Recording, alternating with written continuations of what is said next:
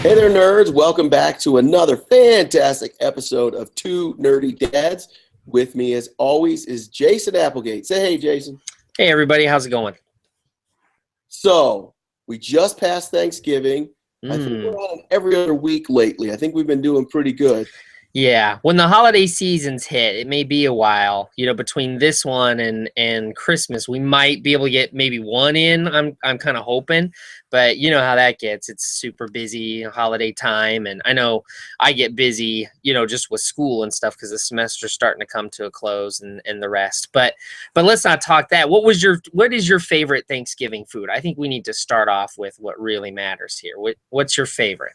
Wow, that's a tough one because I'm not the biggest Thanksgiving food guy. Oh. I mean, okay, honestly, it's got to be the pie. It doesn't really matter what kind of pie. I just really like the pie. Like this year we had lemon meringue pie. Oh, fabulous, great, loved it. Usually it's apple pie, love it. But if we're going for non-desserts, I have to say cranberries. I know that's but the rest of the food. Yeah. I'm a fan of cranberries. Yeah. We have we call them Frankenmuth noodles up here. They're these buttered noodles with like some breading in them, and they're super delicious. And we call them Frankenmuth noodles because they're I think it's a Bavarian dish, and Frankenmuth in Michigan is a Bavarian town that's known for, it has like the biggest Christmas store and things like that, and it's known for its Bavarian culture and the Bavarian food. And so these noodles, kind of are part of that. So we make those every Thanksgiving, and that is definitely my favorite. And of course, you can't go wrong with any sort of starch or meat or potato or any of that stuff. It's all good. It's all good. Very cool. I agree, and I think you're making up that noodle story. The Frankenmuth noodle. Now, our viewers in Michigan, they'll know what I'm talking about. They'll be like, represent. Man, I hope we don't have any viewers in Michigan. Something happened this weekend. What was it? What was it? Oh, that's right. The Buckeyes won again. Yeah, pretty bad. Pretty bad game, too. I mean, it was a blowout. It was nothing like that Michigan State Ohio State game. That was a much closer game. That was a tough loss, but Michigan State deserved it. They are a good team. They're a good team, and I mean both those teams are good. And it is, I think, give Michigan, not to talk too much football, but give Michigan a couple years, and I think they'll be right back into that. Because really, right now, it's not a rivalry, and it hasn't been for a while between those two schools. Whenever it's one-sided like that, but I think it will start to become that way. Yeah, I think it's like the rival between my Cleveland Browns and your Denver Broncos. Yeah, not really much of it. I mean, back in the day it was in those AFC championship games and such, but yeah, no, not recently. And I had a nice big win this weekend too, football-wise. Beat those undefeated Patriots, which is always good. They are our arch nemesis for sure lately. But anyway, let's get to... We took a vote, and nobody likes you. Nice. Let's how it goes. Anyway, what's the first on the slate? Let's go with I think the big nerd news or big event since last week talked was Netflix's release of Jessica Jones, which has been getting nothing but positive reviews and feedback. I haven't seen one negative review of it at all. Have you? I mean, have I just missed it, or? I think the most I saw, and I can't remember who posted this on Facebook. It was a friend. It wasn't like a reviewer or professional nerd or anything like that. And it said something along the lines of, "I just don't get it. I don't understand why people love Jessica Jones." And I'm like, "No, you obviously don't." Yeah. That'd be about the only thing I could see is people complaining about that. Now, I mean, I have a couple of nitpicky things with regards to the series that I didn't like, but overall I loved it. I mean, I think it's just as good, if not better, than Daredevil. I think storyline wise, it is better than Daredevil was. It was definitely tighter. Yeah. And I like how they were more focused, so they were able to delve more into character. I thought the first episode started fantastic, gets you into it. I thought it slowed down a little bit, but that's the way it's going to go anyway. No big deal.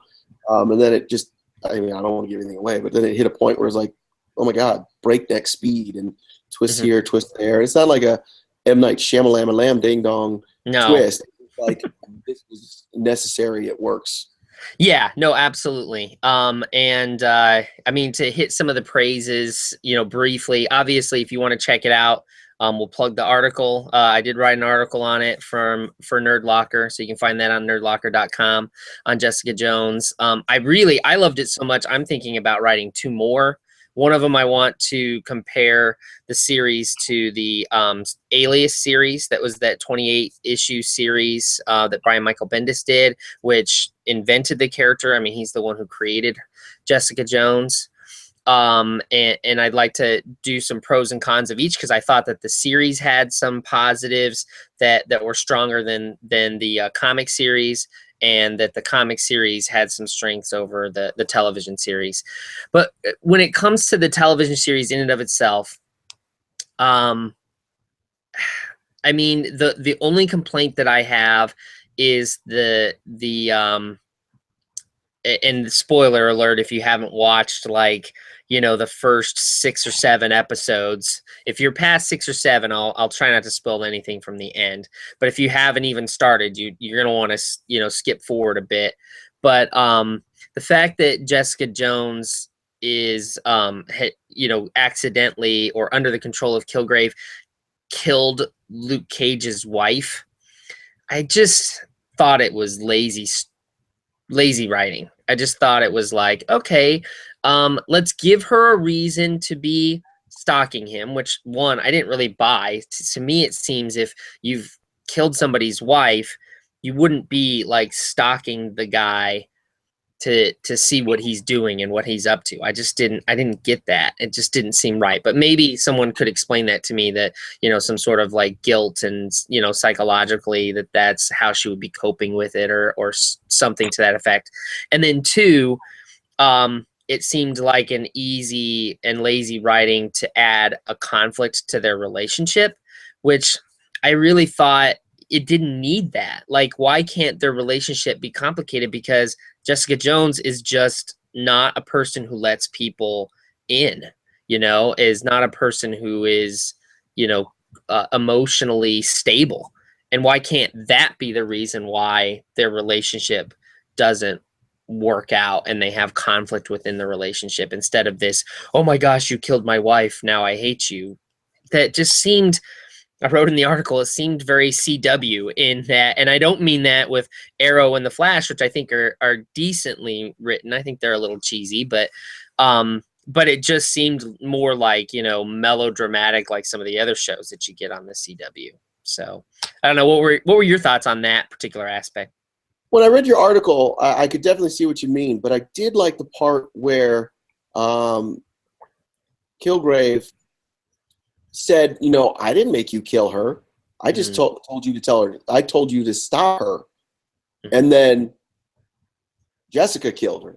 And it was sort of this thought process like, oh, wow, okay. So that's interesting in that she has to follow what he's saying. Yet immediately after doing that, that's the thing that kind of broke his spell on her. First time she didn't listen to him when he got hit by the bus. Sorry, again, giving out spoilers.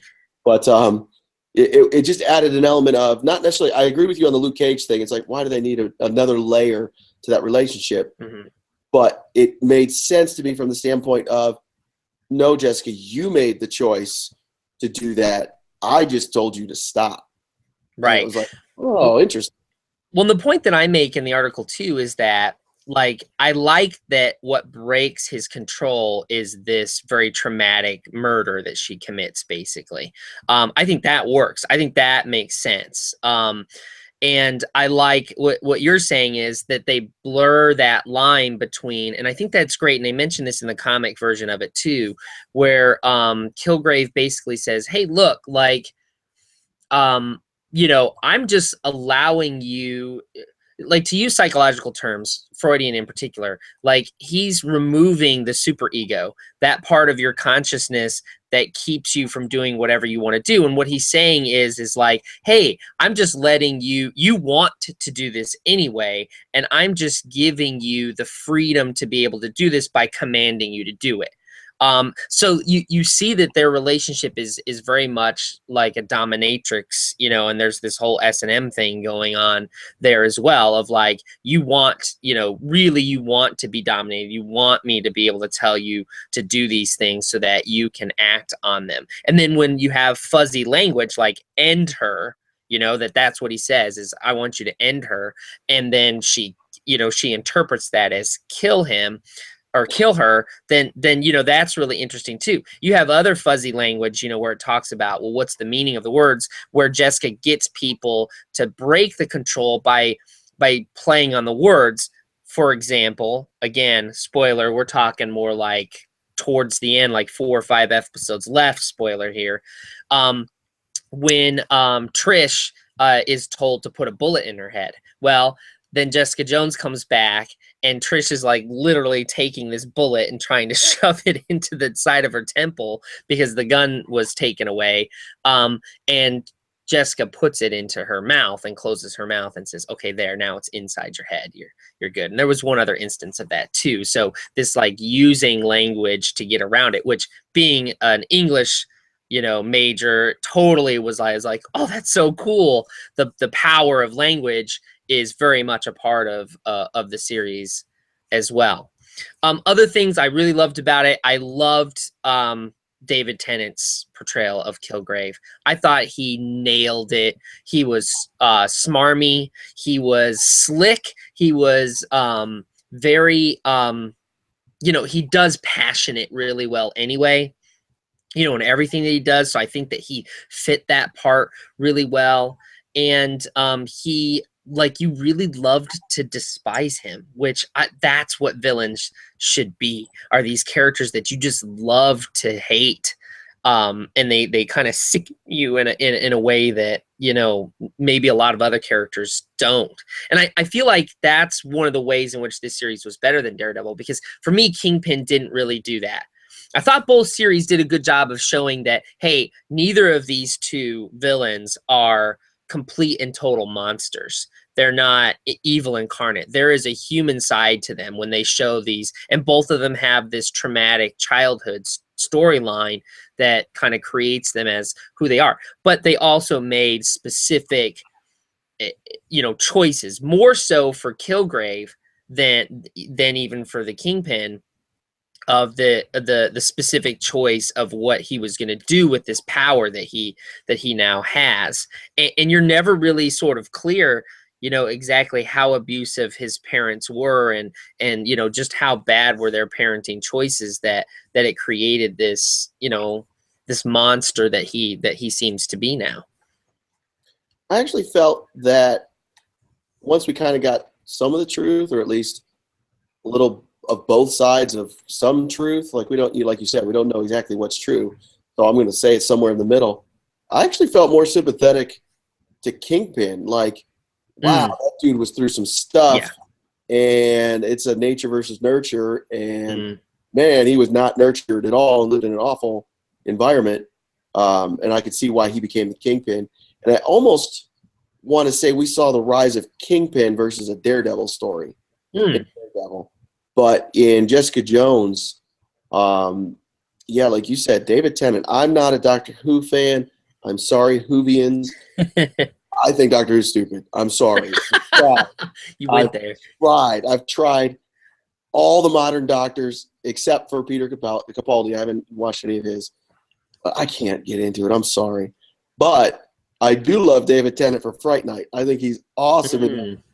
So when I saw this, I was like, this is fantastic. He's totally breaking away from the one episode I saw of Doctor Who and from Fright Night. And just, he has moments where, like you said, he's just charming, and then he's sadistic, he's smarmy, he's childish. One of my favorite scenes was Jessica Jones coming to him all confident, you don't have control over me anymore. And he's like, I know, I haven't for some time.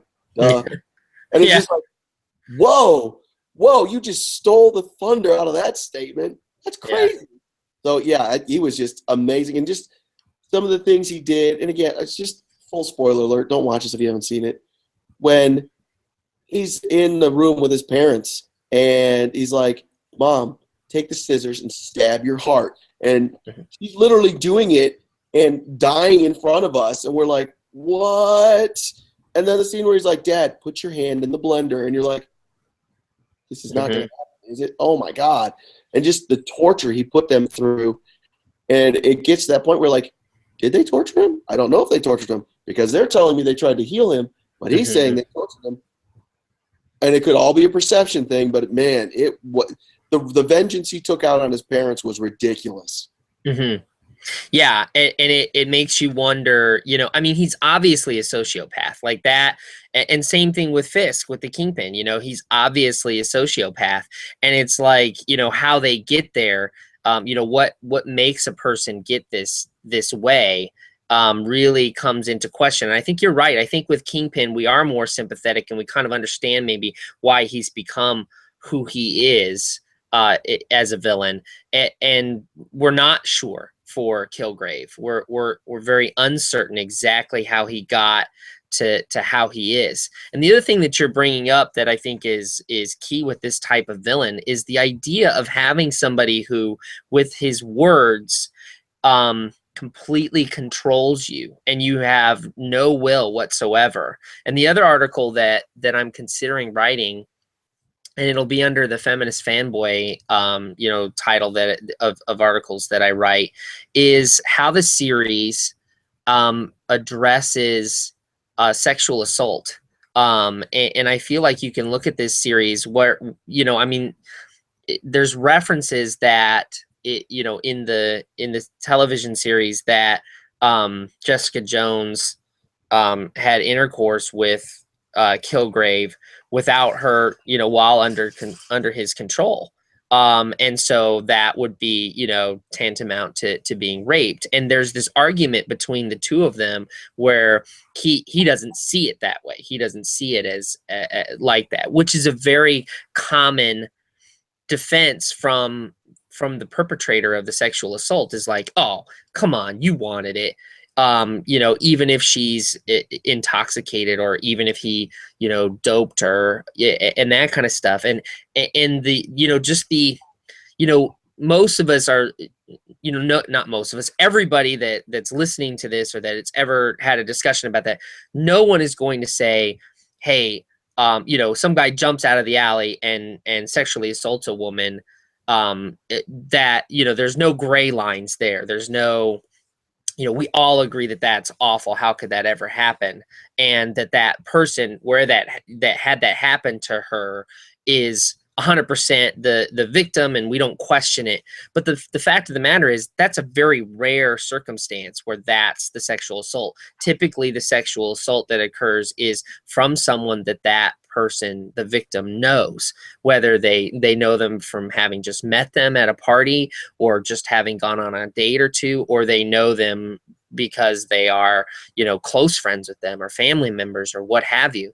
And this, I think, this series touches on that idea that someone, you know, can manipulate you in a way and make you do things that you do not want to do.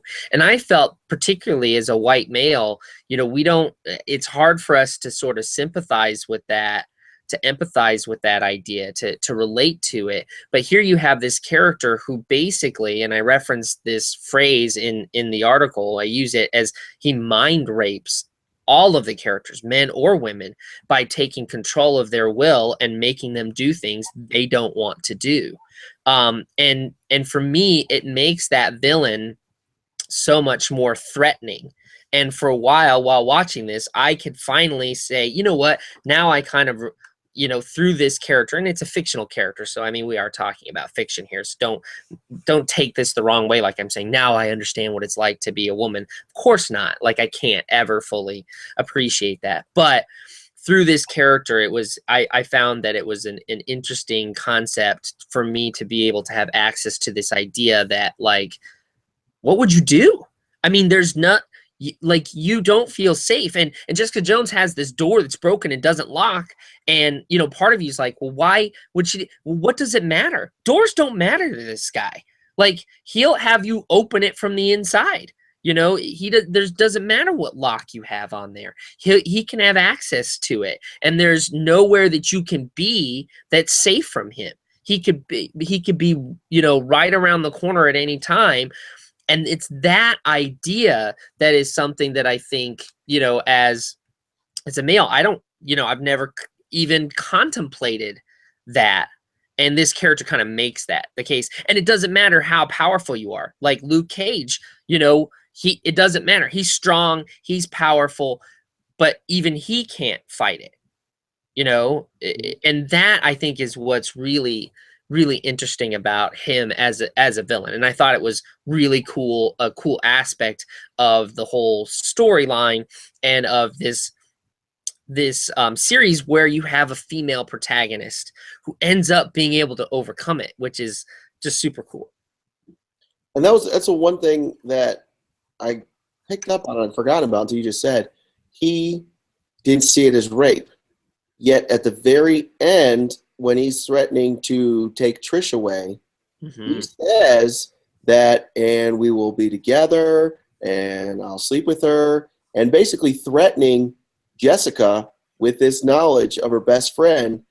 And in doing that, to me, it's saying, I will rape her because I'm using it as a threat to you. Yeah, and the other thing that was really interesting about it was his whole delusion. Like, and I thought that was really kind of cool because he was so infatuated with her, probably because she was the only one who was able to break his control. And so she's the one person who in his entire, you know, adult or even child existence that he could not, you know, manipulate, who could say no to him. And so now she becomes this unattainable, and he was in love with her, and he couldn't buy the fact that they wouldn't ever be together, because he always gets what he wants. He always gets what he wants. And how many people out there that have that mentality, you know, even though they're not, you know, they don't have the superpower that Kilgrave has, they have this mentality, these delusions of who is interested in them as, you know, in a relationship, romantically or sexually, the delusions about that, for one, and two, you know, that they're just going to get what they want. Yeah, we have one running for president, at least one running for president, but Donald Trump. He just thinks whatever he wants, and he says whatever he wants, and it's like, dude, there's consequences, man. Yeah. I mean, and I feel like I you know, the higher you get up in the social ladder, you know, socioeconomic ladder, the more entitlement that you have, and entitlement, you know, is exactly what Kilgrave represents. And that crosses into, of course, you know, the sexual assault, to bring it full circle.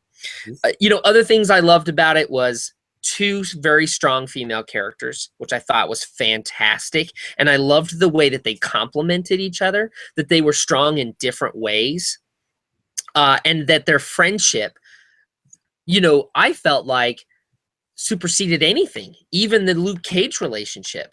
That it was, I love, again, ending last episode we're talking about here, when she, you know, the audience is sort of half wondering, I didn't buy into it, and I'm sure you didn't either, you know, whether Kilgrave is now so powerful he has control of Jessica, but she turns to Trish and says, I love you. What a powerful moment there. One, for that friendship, but also this idea, so often women see each other as competitors. They see each other as rivals. And here you have this friendship where they build each other up and they support each other. That I loved it. I thought it was fantastic, and we need more of that kind of storytelling. Well, we get that juxtaposition in the show with the lawyer and her wife, who's the doctor, and the secretary who she's now cheating with. It's like that's exactly the sort of stereotypical relationship of women. And then we see the other relationship of women, where those two, they obviously had not the awesomest of times at all times, when you take into Trish's mother and growing up and all that. And obviously something happened because they're not best friends when they first get together or when the show starts. Right. Yeah, you definitely see them coming back together, realizing that they have loved each other the whole time, and it's an amazing relationship. Yeah, it's fantastic. And then Trish, which if you don't know, she's based on Patsy Walker, who is Hellcat in the series, in comic books in the Marvel Universe. And I just thought that was cool too. I think she's an interesting character. I think she's fascinating. The fact that they took this character, Patsy Walker, who was from the romantic comic books of the Marvel age, and they actually, like, that Marvel in 1960 whatever turns her into a superhero because the romance comics were fading away. And they're like, yeah, but this one character is really popular. Let's make her a superhero and put her in our superhero universe. What a great idea. And then here we see her in the Netflix series as well, which I thought was really cool. And of course, if you've read the Alias series, you know that she was a substitute for Carol Danvers, who is Captain Marvel. That's who it originally was planned to be in the Netflix series. But of course, Marvel's making a movie. So that means that they have to, they can't use Danvers in the Netflix show. And I thought Hellcat was a perfect, and maybe in a lot of ways, a better character to choose, especially for that storyline, because in Alias, Danvers is definitely not on that same sister-like friendship. She is, Jones in particular sees Danvers as superior to herself. And she also projects her own inferiority onto Danvers as a superior. In other words, she's saying, well, she just thinks she's so much better than me, and she's trying to fix me up and all this stuff. And she sort of resents that. And you saw that in the series with regards of Jessica treating Trish that way, because Trish was financially successful and, the classic, blonde beauty and so forth. But they bridge that gap pretty quickly and are able to form this really strong bond that I don't think you would have gotten if it was Captain Marvel with these amazing powers, So I thought that was pretty cool too. Completely agree. The other thing that we noticed that I saw, at least, was there was a great comparison. It was actually in Vogue magazine. And it was the online version, of course, that I saw. And I just read the one article where the writer compares Supergirl to Jessica Jones and made some really interesting comparisons, and of course praised Jones for being more progressive and darker and so forth, but also praised Supergirl for being yet a female protagonist, where this a superhero show with a female protagonist as the central character, which is unique and I think was pretty good. And we talked about Supergirl, I think, in previous podcasts. I've watched it with my kids a little bit. I think it's been a pretty good series. I really like the actress who is playing Supergirl. I think she fits the part well. And I feel like as a whole, you have this character who is struggling with her powers. And I feel like that storyline from a feminist perspective has a lot of trappings in it, and it falls into those traps. The series does, unfortunately. So I think as a whole, it's not as strong as Jessica Jones. But I still think that, let's not rip it too hard, because it does have a lot of positive messages, and it does have, it is still a show where you have a strong female protagonist that, women can, I think, look up to in a way. And what I thought was really cool, and you mentioned that you saw it too, was that the two actresses, and I'm sorry, I don't know that it's Kristen Ritter plays Jessica Jones, actually reached out to the actress who plays, is it Melissa Benoist, who plays Supergirl? I think that's I honestly don't know. I haven't the seen right name. Yeah, I think that's the right name. Anyway, we'll just call them by their character names. Jessica Jones posts to Instagram that she's catching up on Supergirl and gives her a shout out. Basically says this is a great role for her. She's so excited that she's fulfilling this role, and it's perfect, and she's wonderful in it.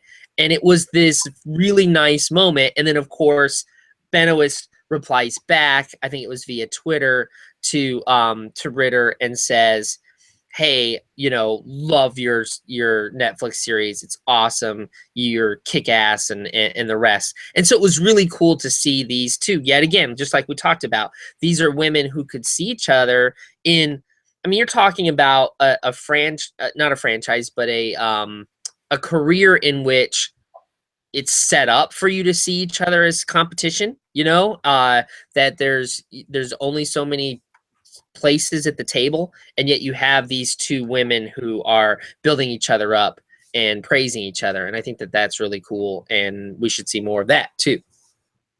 That is very cool, and it would be nice to see DC have that kind of relationship with its writers and creators. Unfortunately, yeah. As we talked about before the podcast, we found something interesting in that DC once again has sort of reclaimed ownership of some of its products, specifically Supergirl.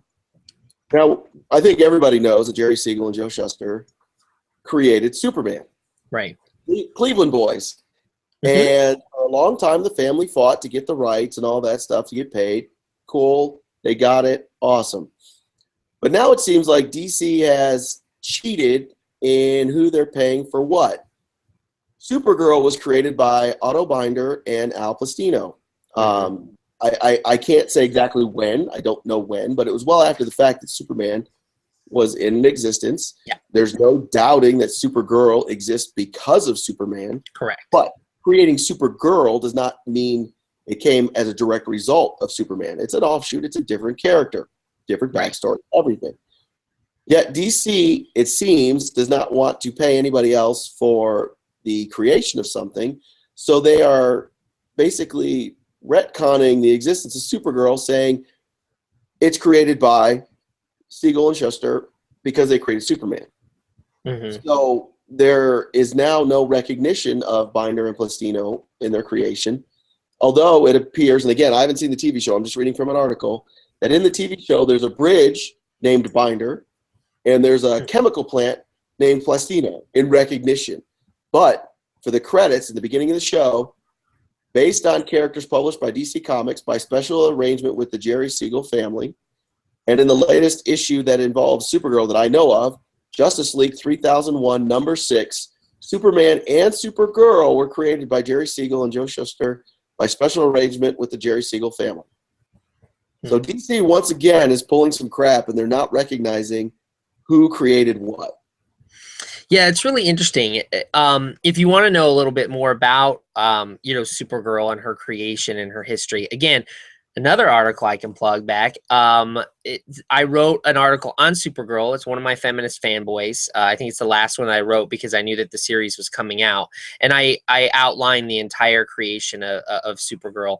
What's a little bit interesting here, where the waters get a little bit muddy, Jimmy, is that they, Binder and I'm sorry, I forgot the other, Plastino. Yeah. Created Supergirl at the behest of DC Comics. So they did come to them and say, here's what we want you to do. We want Superman to have a female companion. Superboy was really big. Let's hit this other market of girl readers. And so we want you to create this character. And so basically they did. So it's slightly different in that it wasn't the brainchild and they just did some doodles on a page and were like, oh my gosh, look what we found. Look at this character. So it's a little bit different in that regard. However, I completely agree with you that DC is greedy in their desires to not credit people because they don't want to have to share any of the profits, which is really unfortunate because it's like, regardless of whether or not, DC came to them and said, hey, we want you to create this character. Those guys created her. They, there's several incarnations of Supergirl before the one that's on the TV series, which is Kara Danvers. Am I messing up the last name now? I don't remember because now I'm getting her confused with Carol Danvers, which I think is Captain Marvel. So they both have the same last name. How interesting. But you know, they came up with that name and with that story and with, you know, that she was the cousin who, you know, was older but then got stuck and all that. That's them. They came up with those ideas. And so there's DC still being cheap. That's what it really comes down to. And that's it's unfortunate that they act that way, because just give the artists their credit. You know, because I'm sure they don't get paid enough as it is, you know, and didn't back then, certainly. So it's a shame. Yeah, it really is. But we do have some happier news. And we're in trailer world. We have several trailers that came out in the last couple of weeks. Which one do you want to talk about first? Let's go to the good stuff. Let's go right into the Star Wars trailer. I think that's the one that I was the most excited about, at least. So let's start with you. And what did you think of the newest Star Wars trailer? Well, I will say that the cast was recently on Jimmy Kimmel with J.J. Abrams, and they had the funniest parody I've ever seen, and they made it a love story. And they used most of the shots we've all seen, and it was like a girl who can never find love, a guy who doesn't know what he's looking for. And it was just so hilarious using the trailer already, the love story. Cracked me up. Loved it. Thought that was hilarious. But to the real trailer, I told my wife, I'm like, I think the network should be paying Star Wars because they really don't need to show any more commercials. But every time I see one, like, there's something new. I don't know how many they have going out, but it seems like there's something new in every single one. And it's just a little bit. And like, oh, we saw the British version. Oh, my God. Oh, my God. We saw the Asian version. Oh, my God. There's like something new in everything. And it's all exciting. And it's great. And I can't believe we still have like 17 days to wait for this movie. And it's already earmarked to be earning $185 to $200 million opening weekend. That's crazy. Yeah, no, I mean, every time it comes on, I just get geeked about it. I think it's doing everything right in its marketing, which is fantastic. The only negative thing I've even seen tied to the Star Wars was just recently, where Carrie Fisher came out and said that she was I don't know if I want to use the word forced, but pressured, I think is the word she used, pressured to lose 35 pounds in order to be in the film. And she, right after she says that, she says, I know that I'm in a career where image is number one, and the way you look is the very first thing everybody judges you by. But she found it sort of insulting that was the case. And I didn't know what to do with that, right? Because, you know, I'm sure they didn't come to Harrison Ford and say, we need you to lose X amount of pounds. Maybe they did, though. I don't know. But from what I understand, and Harrison Ford is a fit dude anyway. I mean, he's a mountain man and whatever. But from what I understand, they did approach Mark Hamill, and he initially had to lose weight, but he had to get fit to be in the film. From what I understand, the original conversations with Carrie Fisher and Mark Hamill, they both had to go to personal trainers and get fit. So I totally understand. And her coming out, I believe she said she was unhappy that she had to lose 35 pounds. And trust me, I could stand to lose 35 pounds, and I know how to do it. I'm choosing not to. I think that Carrie Fisher is very outspoken. She's truly a genius, an amazing writer, just fantastic. But I also think there's this side of her where she just says what's on her mind without thinking of consequences. And I think that's one of those things where it's like, Carrie, say what you want. That's cool. But at the same time, you chose to be in Star Wars. You could easily say, no, I'm not going to do it. I don't want to do that. So it's really on you. You chose to do it. So, and it's awesome because I'm glad to have you back. But at the same time, you accepted that you wanted to do that and you wanted to be in it. So you might be unhappy, but honestly, you probably feel a lot better. You probably are doing more healthy things. So kudos. Yeah. Well, and I also am wondering if part of it was the way that the article wanted to spin it. You know, the one that I read of like, oh my gosh, she's so unhappy. and I wonder if instead it was more out of the that she was using it as a sort of awareness, like, kind of thing. What I love the way that it ended is I guess there was a dual interview with her and the actress who's playing. I'm sorry, I don't know the female character's name in the series. I hardly know anyone's name. I know that Kylo Ren's the bad guy, right? That's the only name I know right now of the new characters. But she turns to her and says, "Hey, don't ever become a slave to your costumes." And of course she's referencing the slave costume that she wore. And I thought that was really cool. And if Fisher is using this as a message to, to women of, like, especially those going into the industry, of like, hey, be proud of your body, and don't let anybody tell you that you have to look a certain way. And not even people, that's a good message for women, period. Not just women going into the entertainment industry. But also the truth of the matter is that that's what the industry is. It is based upon image, and that's how it's always been, and I don't see it changing very much. But anyway, that was the only thing that I saw that is anything Star Wars related that has come out that was negative, because everything has been just, everyone and that I've talked to that's a Star Wars fan is geeked about this. I haven't seen anybody going like, I don't know, man. I mean, have you heard anything where people are like, I just don't get it. I don't know if this is going to work. No, not really. In fact, the only negative thing I've seen is, of course, maybe this is why I'm getting so tired of the media and that we have to have drama, is that we just saw an interview with George Lucas, and that he was talking about That's right. defending why Greedo shot first. And it's like, that's right. Why is this news? Who cares? I mean, I love George Lucas, and honestly, his rationale was fine. It made sense. But at the same time, it's like, I love George, but he doesn't have anything to do with Star Wars anymore. I agree with you. I think it's just silly. Like, Lucas is, and I'm sure it's the media going to him, and then he's answering, and that they're prodding him, for those kinds of things. But I agree. I just shake my head and just like, dude, whatever. Like, I'm sorry, Han shot first, and I don't see why that diminishes him as a character. I mean, he talks about him being a cowboy, and I'm like, how many? Yeah, I'm sure John Wayne did shoot first in some of his movies. You know what I mean?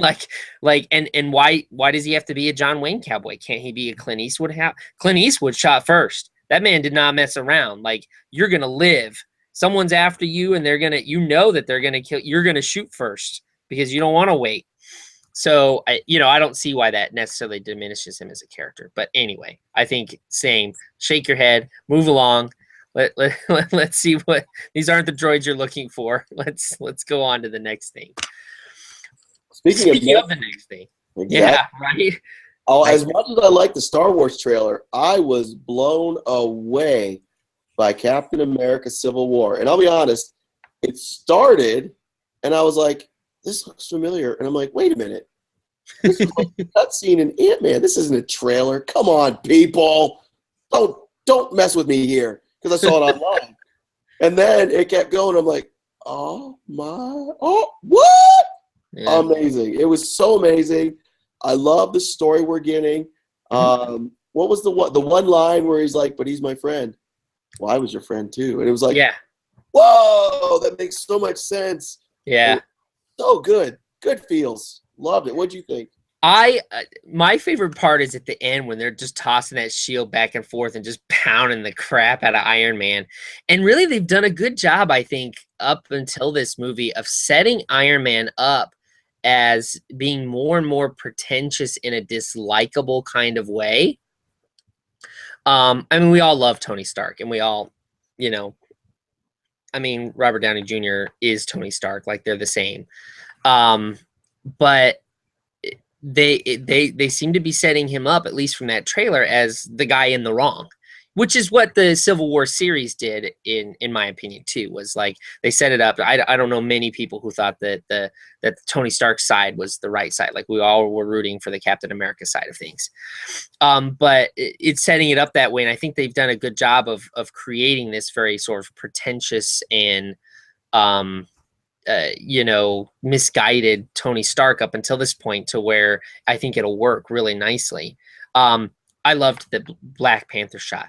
Like you see him for 2 seconds, but it was awesome. It was awesome. And then it's taken off. Like that 2-second meme has become where he kicks the Winter Soldier has actually become a meme that is being tied into like Black Lives Matter and stuff like that, of this like, you know, black empowerment and stuff. And I was like, how awesome that this character who was created in the 1960s during the civil, you know, the civil rights movement, and is given this name Black Panther, which precedes the group called the Black Panthers. Like this creation of the character precedes that, and I don't think that they're related in any manner, one from the other. They were two, you know, parallel lines that never intersected in history, but now that we look back, it's unique that they did.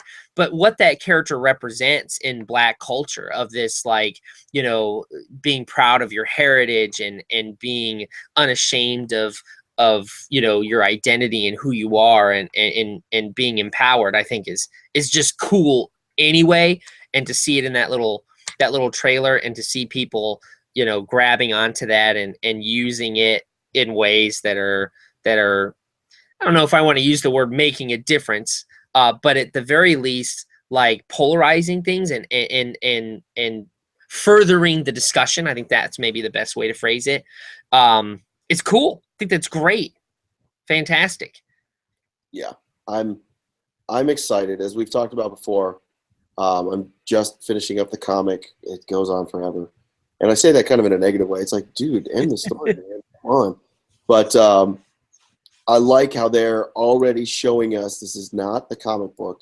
No. We're not going to see that. There's some elements that are the same, like not necessarily a registration, but who is going to oversee us. And on one hand, I think Marvel really kind of fell into this story and made it so it was going to be this way. And they kind of really started with the Avengers. And I say that because when they first made Iron Man and the Incredible Hulk, they had no clue that it was going to go this route. So at some point, you have these individual movies, and they're like, whoa, you know what? We can tie these together.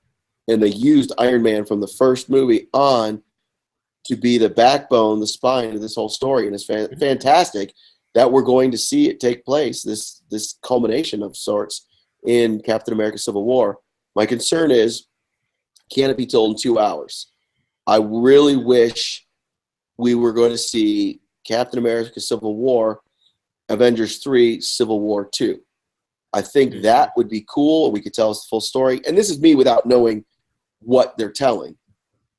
But that way we could then transition into, I believe the next one is the Infinity Wars that they're going to tell, which is now Avengers 3 and 4 is the Infinity Wars, I believe, if I remember correctly. Yeah, I think that's right. And I know it has a lot to do with contracts. And again, they didn't plan on these movies to intertwine and go this long. So the contracts have run up, and we can't have, you know, actors being the same thing for, you know, decades and eons. But I think it would have been cool if we could have had sort of this ultimate ending with Avengers 3, and that closes out the whole phase of the first ever whatever of the Marvel Universe, and then continue on with you know, the Infinity Wars and going into the Black Panther single movie and the Doctor Strange solo movies and Man-2s and all that stuff. So we have the next phase of the Marvel heroes. I think that would have been cool, and it's maybe me just trying to piece things together in a happy Hollywood ending. But that's my only concern, that maybe we won't be able to tell this completely in a 2-hour story. Yeah, and when you have as many characters as you do in it too, it sort of, you raise an eyebrow and you're like, okay, I hope they don't try to cram too much into one. So we'll see. But I think it's gonna be entertaining at the very least. And I say that knowing Marvel has done a phenomenal job with everything they've done, pretty much. I mean, you look at it and you're like, Iron Man 2 is the worst movie, and you're like, you know what? It's still okay. There's other franchises that there's a movie that just sucks, like Matrix. What? 2 and 3 are awful movies. In the Marvel Universe, you look at Iron Man 2 and you're like, that's the worst? All right, I'll take it. Yeah, right.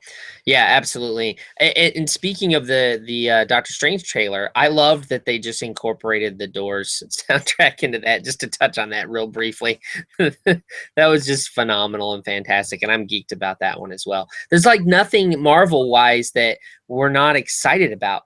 Can't say the same thing for the other side of the coin, DC. Like this, see, and we can go back to the Michigan Ohio State rivalry. Where we're in a, normally Ohio State, we will not refer to it as Michigan. We call it the team up north. This cracks me up. Does DC, do they refuse to admit Marvel exists, so they don't see anything that Marvel does? They don't look at what they do. They don't watch what they do. They don't pay attention to what they do. So DC does their own thing. And oh my God, what was this trailer? This exclusive trailer that everybody could see? Yeah, it just was. I used the word underwhelming. It just was like, okay, most of it, you see Batman hanging there. That was you're kind of wondering, okay, well, how did he get there? I remember that costume from fighting in the desert or whatever from the other trailer we saw. Then you see Superman come flying down, and he's walking through and the soldiers get down on one knee. Kind of interesting. Then he comes up and then pulls off Batman's mask and then it stopped. And I'm like, okay, well, like, that was a good start, maybe. Give us another minute of some other stuff. Someone had posted and commented, because I guess this had just come out yesterday, that trailer, that there was more of it that was coming out tonight with, I don't know if there's a Flash or an Arrow, fall finale or something, and they're supposed to show even more of it. So maybe I'll eat my words tomorrow because I'll see more of this. But yeah, I just was sort of like, all right, I guess, DC. And the other thing that, just to talk about the two companies right now, that DC is doing an excellent job with their television series. Flash and Arrow are fantastic. I think Supergirl's running pretty strong. I think it can get better, but I think those three, they're doing something good there. And what I was thinking about this the other day, why is DC not hitting it like Marvel is? And we've talked about this way back in like episodes of our podcast, like 2 and 3. And I mean, talking early when we were on the phone talking to each other, where I mentioned that one of the differences between Marvel and DC is that DC has these characters like Superman and Batman and Wonder Woman that are very much rooted in, I wish I could be them. I wish I could be as rich as Batman and could have all these wonderful toys. I wish I was as powerful as Superman, and could fly and use X-ray vision and laser vision and all that stuff. Whereas Marvel, very much their storylines, and part of it's coming out of the time in which both of these companies were writing their characters and creating their characters. Marvel's very much where I am Peter Parker. I am Bruce Banner, or I am these character, like I can relate to that character and look what happened, look what they can do. I am Black Panther. We just got done talking about that, a character that Black people can relate to.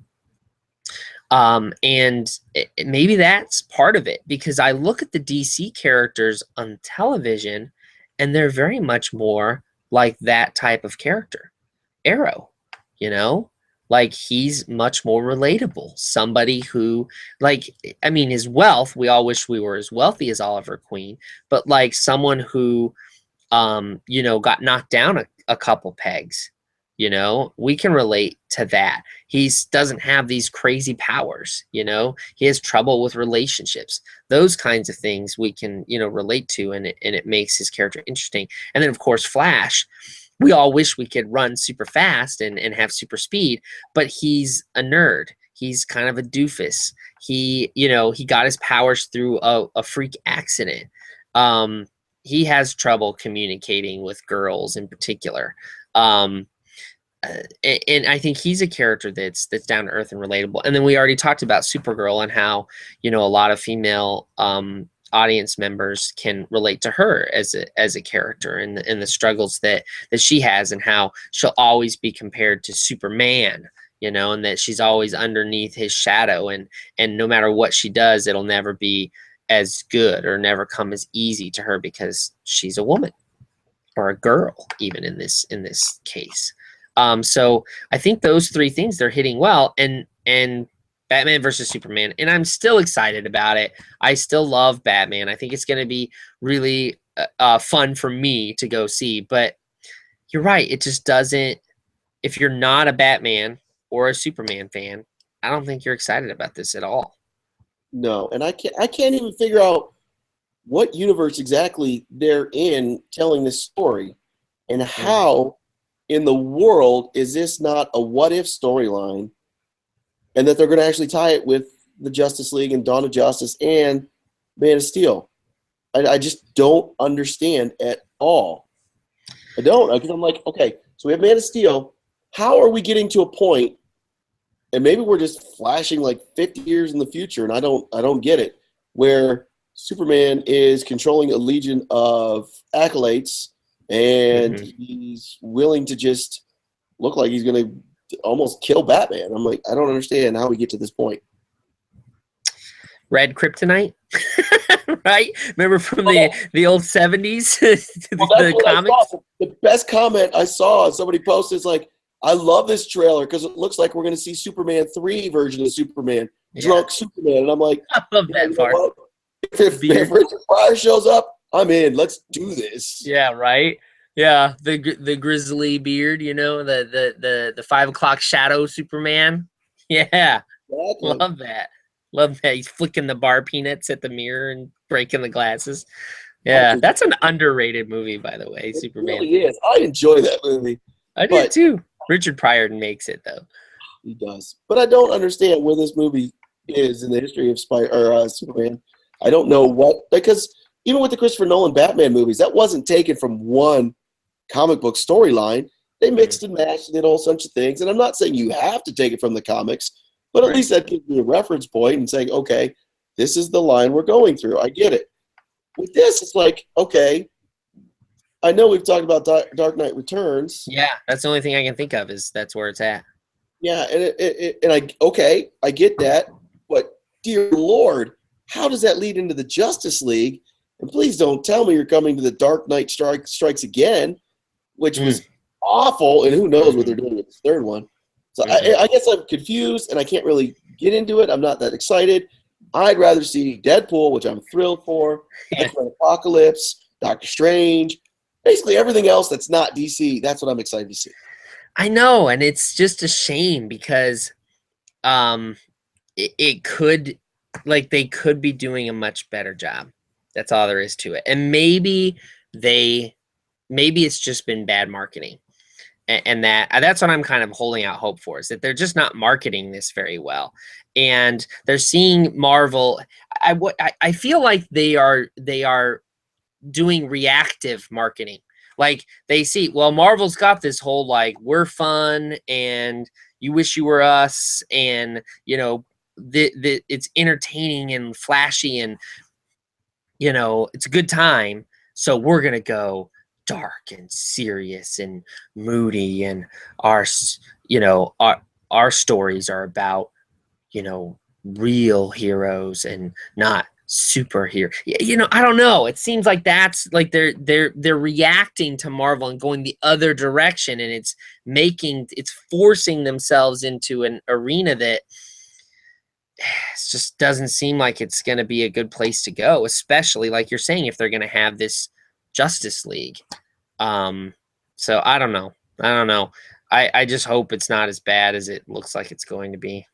Well, that's the thing that makes me nervous, is I'm excited for Wonder Woman. I'm excited with the news coming out of Aquaman. I'm really excited for the Suicide Squad, but that's not dependent on how Batman vs Superman goes. Right. But if Batman vs Superman is a bomb, we're not going to see Wonder Woman. We're not going to see Aquaman. They're just going to be one of those, like George Miller's Justice League. Oh, once upon a time, this could have happened. It's like, oh man, I really hope this movie doesn't suck so bad that we won't see the rest of the universe. And I'm afraid that Zack Snyder is taking it down that road. Yeah, I hope not either, because some of the news we're hearing sounds pretty cool, like that Wonder Woman's going to start out being set in World War I, That sounds phenomenal, especially World War I and not two. I just like, did I read that right? I had to look at it again. Yeah, World War One. All right, all right. And that you know, Aquaman is going to be sort of Games of Thrones-ish, in that Ocean Master is going to be the main villain, I was who's surprised trying. at that. I like the because that's his brother, right? Yes. Orm. I Yeah. like that. I honestly, I thought no doubt it had to be Black Manta. So when they went with Orm, I'm like, cool. I like that. Interesting. Yeah. I think it fits. It makes sense that they would fit it that way. So you know, those things I agree. I'm kind of excited about those ideas. And maybe those work out nicely. And maybe, you know, this and I agree with you. I just hope that they're not ruining it, those opportunities with this. But like I said, maybe it's just bad marketing, that they're just not playing it the right way. They're not advertising it in, you know, in the way that they should. I don't know. We can hope. Yeah, I suppose that's all that we can do. So, well, anything else, or I think that we've had a pretty full show. Yeah, I think we hit the highlights, man. I think so too, and there's been a lot that's come out in these last couple of weeks. And hopefully we'll get together one more time before the Christmas season. But can we leave maybe our nerds with some advice, like some nerdy gift ideas, or just some things Christmas wise that you think are things that we should keep in mind as we move forward towards the holidays? Yes, you have to watch White Christmas. You have to watch Miracle on 34th Street. Yeah. And I was floored at this. There was a coworker who had never seen Elf. It's like, how have you never seen Elf? This movie is genius. So yes, you need to watch these movies. I love Santa Claus and Santa Claus 2. 3, not so much. But I think Santa Claus 1 and Santa Claus 2 are great. Watch some Christmas movies. They're fun. And watch them with the family. Yeah. You don't need to see Silent Night, Deadly Night, or the horror flicks. Stay away from those. No. The family flicks.